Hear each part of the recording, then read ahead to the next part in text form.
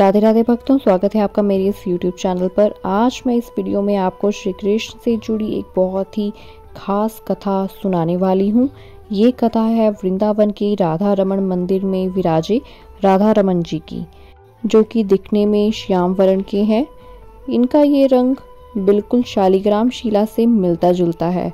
मिलता जुलता ही नहीं बल्कि राधा रमण जी पहले शालिग्राम जी थे, पर बाद में उन्होंने अपना शालिग्राम रूप बदलकर इस तरह का रूप धारण किया।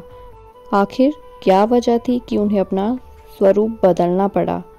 क्या आप जानते हैं इस कथा के बारे में? अगर आप नहीं जानते तो वीडियो को एंड तक ज़रूर देखें। पर सबसे पहले मैं आपको इस वीडियो में बताना चाहती हूँ शालिग्राम जी के बारे में। उसके बाद हम कथा शुरू करेंगे, पर सबसे पहले आपका शालिग्राम जी के बारे में जानना ज़रूरी है, क्योंकि वीडियो बहुत सारे ऐसे लोग देख रहे होंगे कि जिन्हें शालिग्राम जी के बारे में पता नहीं होगा। तो सबसे पहले मैं आपको शालिग्राम जी के बारे में बताती हूँ। शालिग्राम जी कौन है? शालिग्राम जी एक नदी से उत्पन्न हुए पत्थर हैं, जिन्हें हम विष्णु भगवान जी का रूप मानते हैं और उनकी पूजा करते हैं। शालिग्राम जी केवल आपको गंडकी नदी में ही मिलते हैं। जो लोग शालिग्राम जी को अपने घर लाते हैं, उन्हें उनकी पूजा पाठ सेवा भक्ति का विशेष ध्यान रखना चाहिए। शालिग्राम जी की एक बात यह भी है कि उनकी प्राण प्रतिष्ठा करने की आवश्यकता नहीं होती, क्योंकि गंडकी नदी के हर एक पत्थर में साक्षात विष्णु भगवान जी विराजते हैं।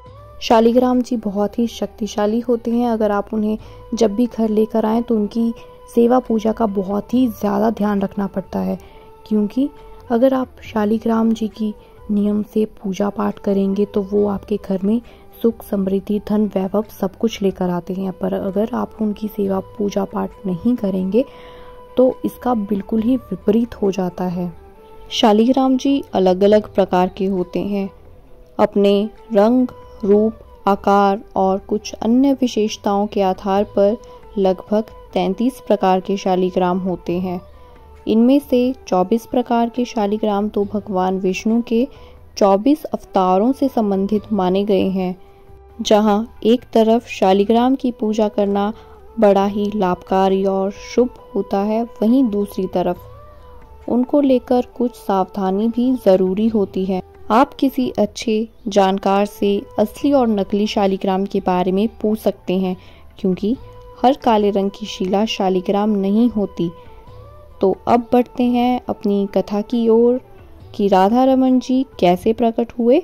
तो कथा कुछ इस प्रकार से है। बहुत समय पहले की बात है। एक बार श्री गोपाल भट्ट गोस्वामी नेपाल में मुक्तिनाथ मंदिर गए, जो कि वैष्णव संप्रदाय के प्रमुख मंदिरों में से एक है। नेपाल और भगवान विष्णु की बात आते ही गंडकी नदी का नाम खुद ब खुद याद आ जाता है।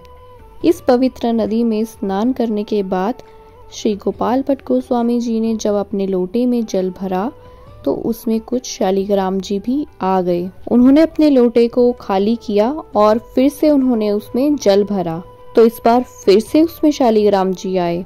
उन्होंने फिर से अपने लोटे को खाली किया और उसमें जल भरा और फिर से उसमें शालिग्राम जी आए। तो उन्होंने इस प्रकार से 2-3 बार लोटे को खाली किया और फिर से भरा। तो बार बार उसमें शालिग्राम जी आते रहे और उसमें उनके पास 12 शालिग्राम जी इकट्ठे हो गए। फिर वो सोचने लगे कि ये चीज़ मेरे साथ बार बार हो रही है, इसका कुछ ना कुछ संकेत ज़रूर है। भगवान विष्णु मुझे कुछ न कुछ संकेत ज़रूर दे रहे हैं। वे भगवान विष्णु की कृपा मानकर उन 12 शालिग्रामों को अपने साथ वृंदावन ले आए और वे बड़े प्यार और श्रद्धा से उन 12 शालिग्राम की पूजा और भक्ति किया करते थे।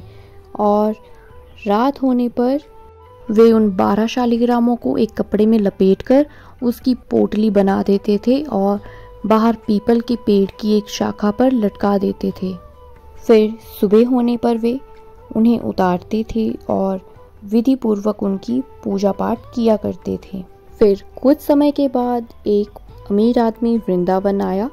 वो हर साल वृंदावन आकर वृंदावन के जितने भी मंदिर हैं उनमें ठाकुर जी विराजमान होते हैं, वो उनके लिए पोशाक लेकर आता था। उसने वृंदावन के सभी ठाकुर जी को पोशाक दे दी। गोपाल भट्ट गोस्वामी जी ने जब वृंदावन के बाकी ठाकुर जी को सुंदर सुंदर पोशाकों में, सुंदर सुंदर आभूषणों में देखा तो उनके मन में भी अपने ठाकुर जी का श्रृंगार करने की इच्छा जगी। फिर वो सोचने लगे कि काश मेरे शालिग्राम जी भी एक विग्रह रूप में होते तो मैं उन्हें भी सुंदर सुंदर वस्त्र पहनाता और उनका भी मैं सुंदर सा श्रृंगार करता। अब भक्त सच्चे दिल से कोई इच्छा जाहिर करे और भगवान उसे पूरी ना करे तो ऐसा तो हो ही नहीं सकता। और उसी रात श्री गोपाल भट्ट गोस्वामी जी बड़ी ही प्यार से शालिग्राम को एक साथ कपड़े में बांधते हैं और उन्हें पेड़ से लटका देते हैं और सोने चले जाते हैं। जब वे अगली सुबह उठते हैं और पेड़ से शालिग्राम जी को उतारते हैं तो उन 12 शिलाओं में से दामोदर शिला श्री राधा रमन जी के रूप में प्रकट हो गई। ये दिन 1599 विक्रम संवत वैशाख शुक्ल पक्ष की पूर्णिमा का था। ये घटना बेहद हैरान करने वाली है कि कैसे एक भक्त की इच्छा को पूरी करने के लिए वे एक पत्थर के अंदर से रूप लेकर प्रकट हो जाते हैं। इस विग्रह को देखकर श्री गोपाल भट्ट गोस्वामी की खुशी का ठिकाना नहीं रहा। वे तुरंत जाकर सनातन गोस्वामी, रूप गोस्वामी और बाकी भक्तों को बुलाकर ले आए ताकि वे सभी भी भगवान के इस स्वरूप का दर्शन कर सकें। सभी वैष्णवों का आशीर्वाद पाकर श्री गोपाल भट्ट गोस्वामी जी ने श्री राधा रमन जी की पूजा की।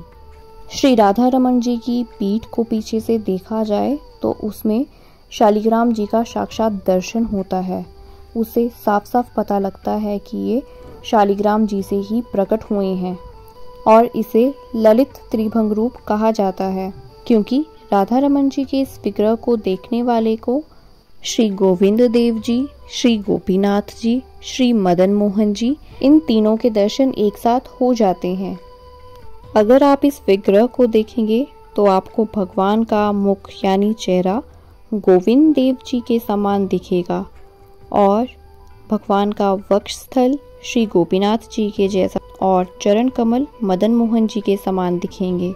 इसलिए कहा जाता है कि राधा रमन जी का दर्शन जो भी पा लेता है उन्हें श्री गोविंद देव जी, श्री गोपीनाथ जी और श्री मदन मोहन जी, इन तीनों का दर्शन एक साथ प्राप्त हो जाता है।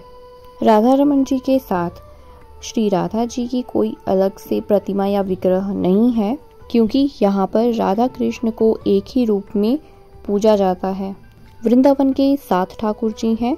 बहुत समय पहले मुगलिया हमले के कारण भक्त उन्हें अलग अलग स्थानों पर ले गए थे ताकि उनके विग्रह सुरक्षित रहें, पर एकमात्र राधा रमन जी ही थे जो उस समय वृंदावन में ही रहे और आज तक गोस्वामी संप्रदाय द्वारा ही राधा रमन जी की सेवा की जाती है।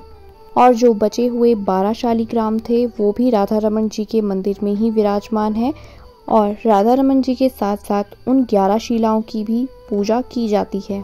अगर आप सभी को आज की ये कथा अच्छी लगी हो तो कमेंट बॉक्स में राधे राधे लिखना ना भूलें। अगर आप हमारे चैनल पर नए हैं तो हमारे चैनल को सब्सक्राइब ज़रूर करें, बेल आइकन को प्रेस कर दें जिससे आपको हमारी वीडियो के रेगुलर अपडेट्स मिलते रहें। तो मिलते हैं अगली वीडियो में एक और नई कथा के साथ। तब तक आप सभी लोग हमारे इस चैनल के साथ जुड़े रहें।